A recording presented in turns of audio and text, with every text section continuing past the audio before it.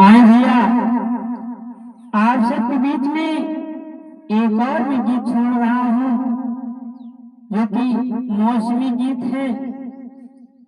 फागुन का महीना है। आप सबको यह होली गीत जरूर पसंद आएगी। कि आइल फागुन का मस्त महीना, जरा माँ से मुँह से हटा लो हसीना। आइल फागुन का मस्त महीना, जरा माँ से मुँह से हटा लो हसीना।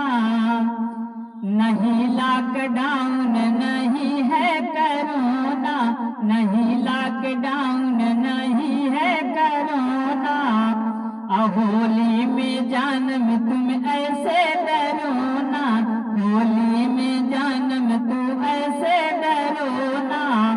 फिर ऐसन के मौका मिले ना, फिर ऐसन के मौका मिले ना। कहीं ना माँ मुँह से हटा लो हसीना।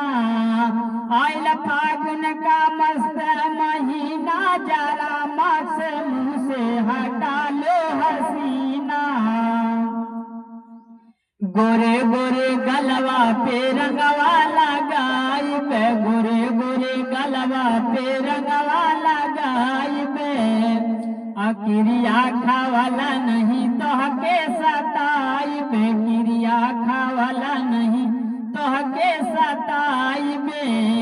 देखी माथे पर छूटे पसीना, देखी माथे पर छूटे पसीना। जरा माँ से मुँह से हटा लो हसीना। आइल फागुन का मस्त महीना, जरा माँ से मुँह से हटा लो हसीना। जैसे हरे रंगों में रंग मिले जाते, जैसे हरे रंगों में रंग मिले जाते। दुआ यही दिल से रहो मुस्कुराते, दुआ यही दिल से रहो मुस्कुराते।